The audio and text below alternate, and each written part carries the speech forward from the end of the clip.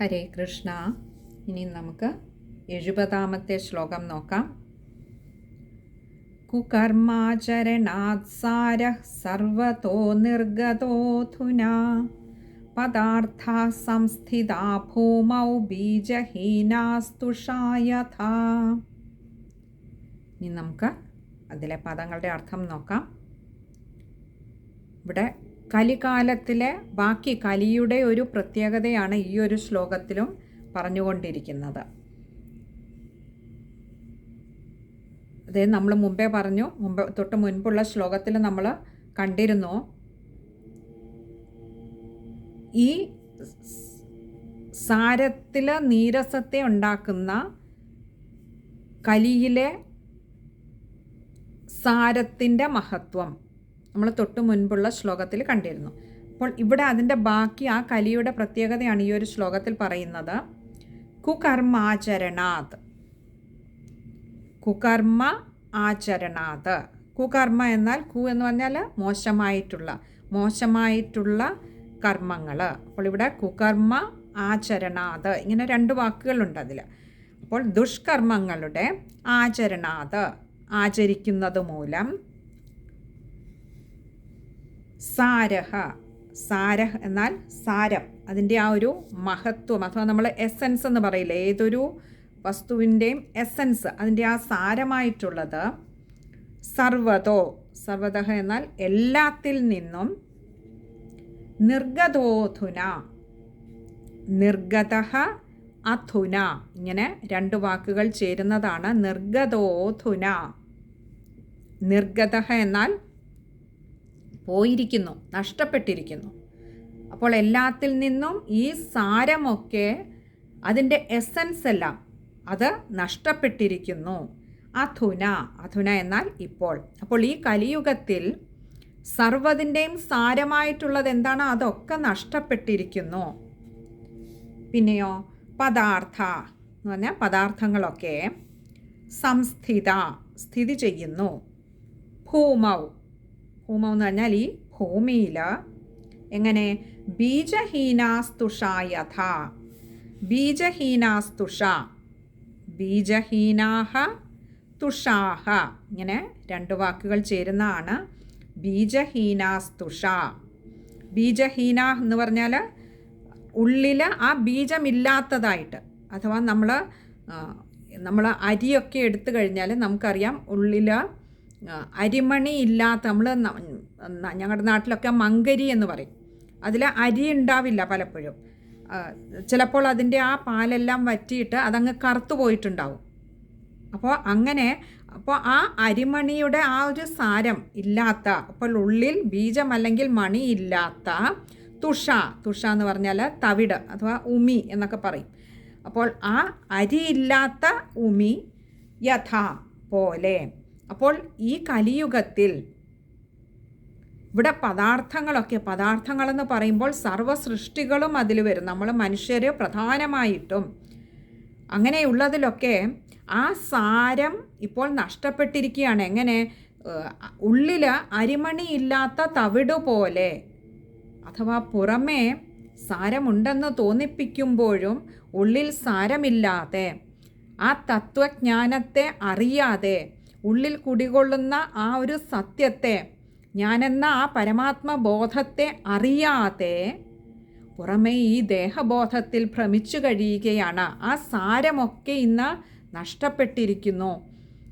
പകരമോ പുറമേയുള്ള ഈ തവിട് മാത്രമാണ് ഇപ്പോൾ കാണുന്നത്. ഇത് ഈ കലിയുഗത്തിൻ്റെ ഒരു പ്രത്യേകതയാണ്.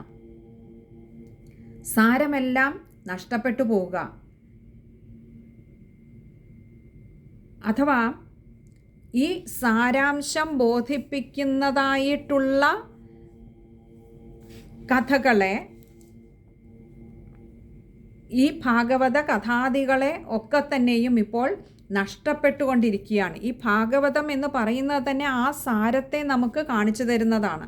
പക്ഷെ ഇന്ന് മനുഷ്യർക്കാവട്ടെ ഇങ്ങനെയുള്ള സാരം അടങ്ങിയിരിക്കുന്ന വിഷയങ്ങളോടൊക്കെയും ഇന്നൊരു നീരസമാണ്. അതാണ് തൊട്ടു മുൻപുള്ള ശ്ലോകത്തിൽ പറഞ്ഞത്, സാരനീരസം കലിയെക്കുറിച്ച്. കാരണം ഇത് കലിയുടെ പ്രത്യേകതയാണ്. ഇതിനോട് ഒരു അനിഷ്ടം, ഒരു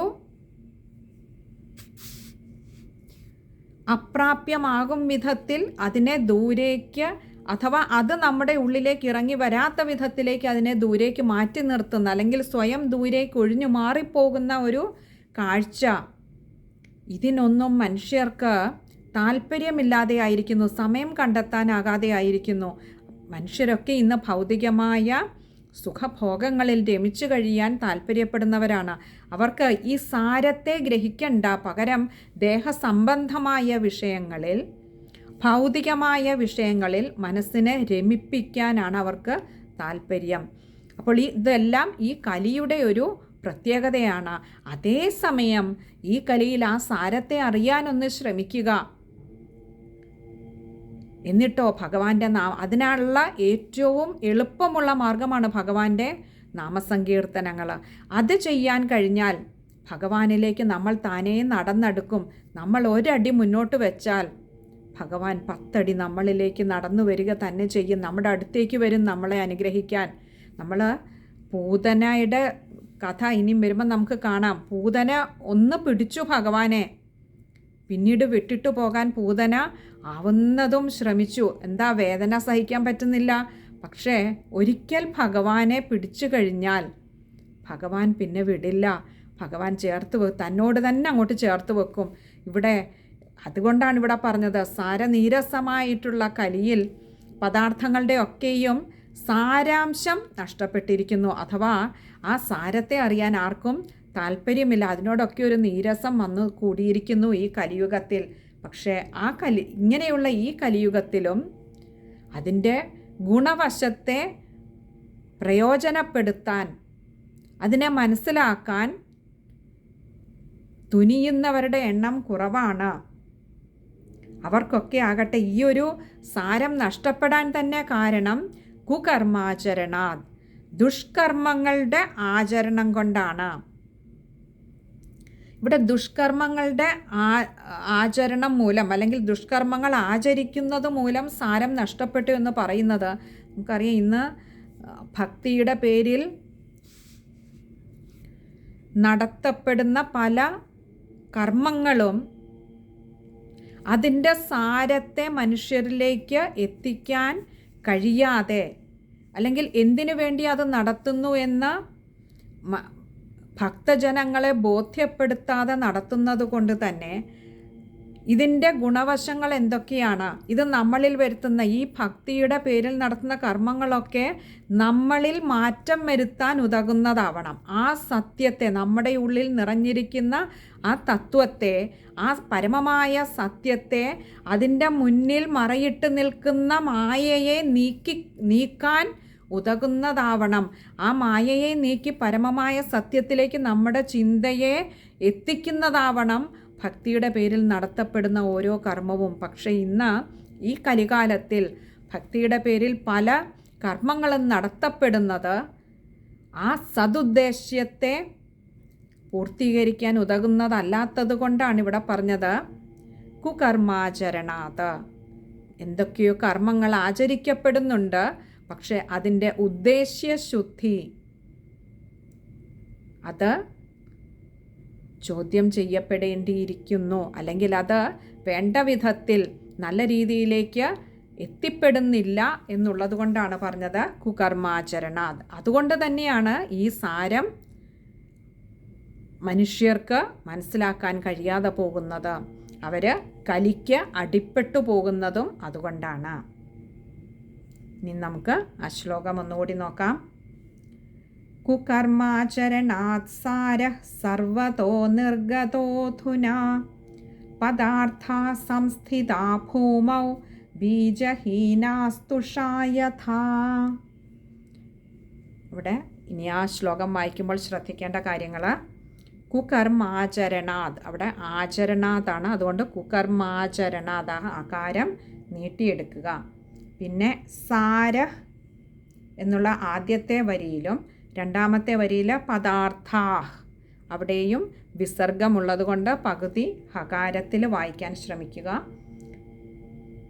പിന്നെ നിർഗതോധുന, അവിടെ ഒന്ന് ആ ഒകാരം നീട്ടിയെടുക്കുക.